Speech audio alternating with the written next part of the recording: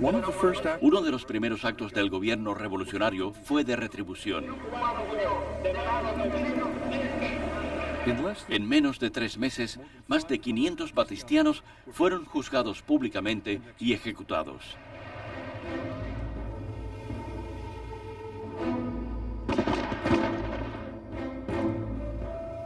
Cuando la prensa internacional lo denominó un baño de sangre, Castro, enfurecido, expuso sus argumentos por televisión.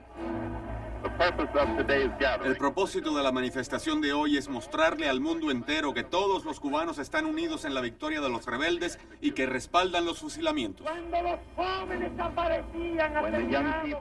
Cuando los jóvenes aparecían asesinados con un tiro en la sien. Cuando los patios de los cuarteles se llenaban de cadáveres. Cuando nuestras mujeres eran violadas. Cuando los niños eran asesinados.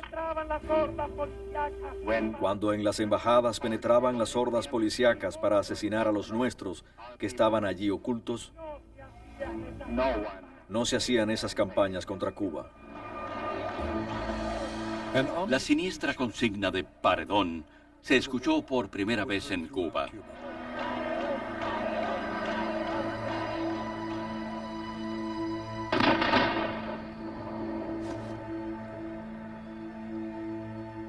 La posición de Fidel Castro como líder de Cuba se hizo oficial el 16 de febrero, el día en que fue nombrado primer ministro.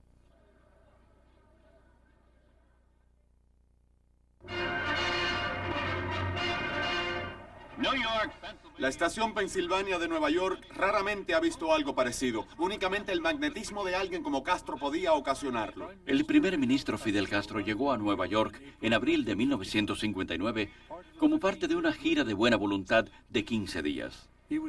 Era joven e idealista. Su atractivo no fue disminuido por las recientes acusaciones de baños de sangre. Fidel, ¿le dices unas palabras a los neoyorquinos que te ven por primera vez? Pues estoy muy contento de estar aquí de nuevo, porque cumplí mi promesa de regresar después de la victoria de la revolución.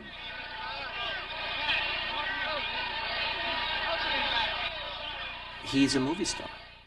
Era un astro de cine, el James Dean de la política internacional.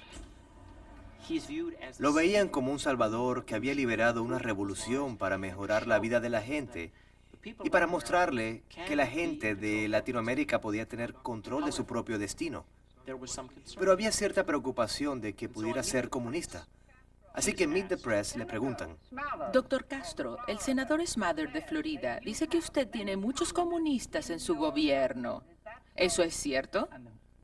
Y porque el senador Smathers lo diga, ¿tiene que ser cierto? Yo no lo creo. Y después le preguntan: ¿y su hermano? Una revista americana publicó aquí esta semana que su hermano es comunista y su esposa también. ¿Usted lo cree?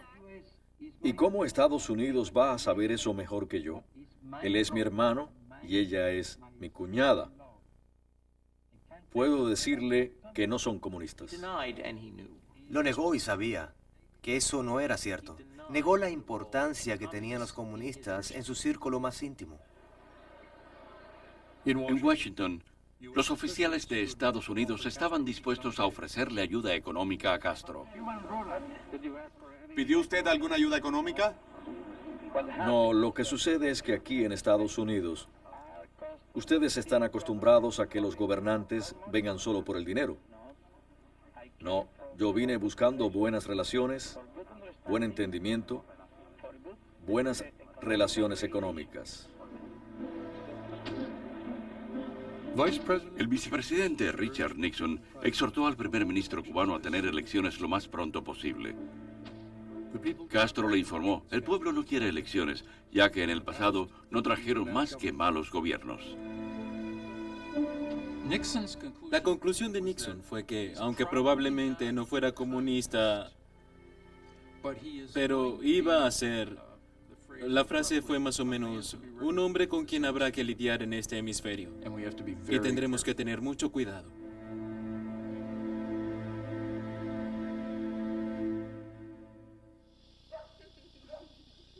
La transformación revolucionaria en Cuba comenzó el 17 de mayo de 1959 con la proclamación de la Ley de Reforma Agraria. Las Manacas, la finca de la familia Castro, fue la primera tenencia de tierras en ser confiscada. Lina, la madre de Fidel, enfureció y nunca perdonó a su hijo.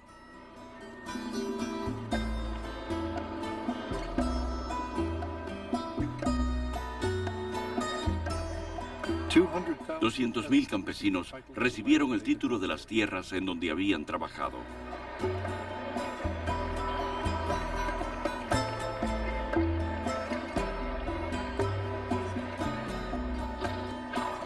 El 26 de julio, el aniversario del Moncada, los campesinos vinieron a La Habana para celebrar. Cuando yo llegué a La Habana como campesino en el año 41, todo el mundo me miraba como un ñongo, con desprecio. Ver a la clase rica y a la clase media recibir a los campesinos en La Habana en 1959 y hasta hospedarlos en sus casas fue maravilloso. Era como si todos se dieran cuenta que había que ponerle fin a la injusticia.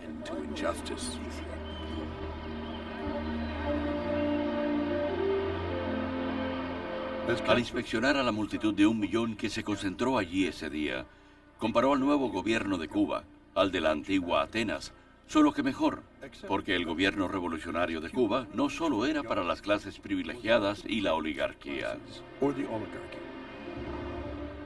Dijo, esto es la verdadera democracia.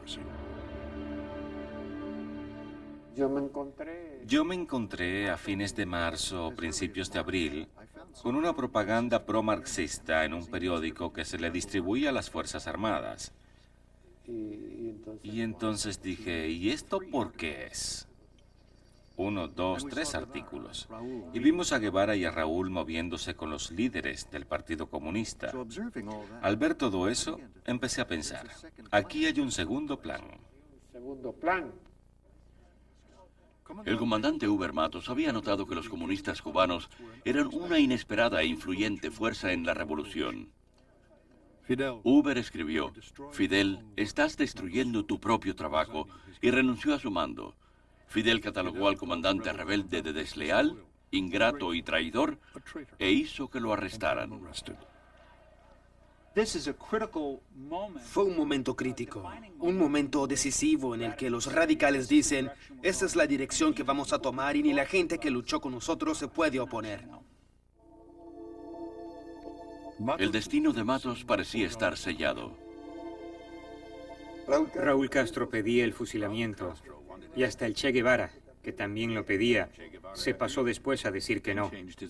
Yo me limité a decirle a Fidel, pero Fidel, ¿tú no decías que esta revolución no iba a ser como Saturno que devora a sus hijos?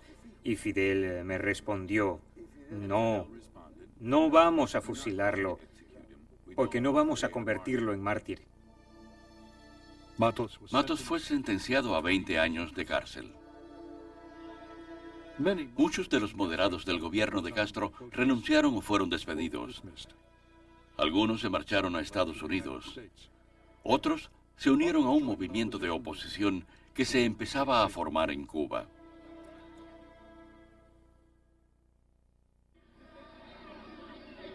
Al llegar el primer aniversario de la revolución, Fidel Castro ya controlaba todo el poder.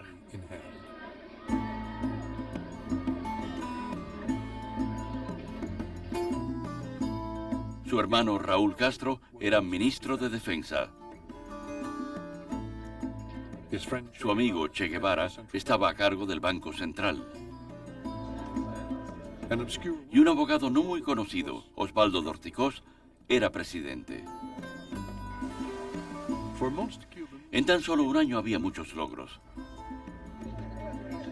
El precio de los servicios públicos había bajado. Nuevos proyectos de obras públicas habían comenzado. Los alquileres bajaron a la mitad. Y los estudiantes pronto serían enviados a las montañas para alfabetizar a los campesinos. Mi generación se enamoró de la revolución. la educación popular, acceso a la salud, la justicia social.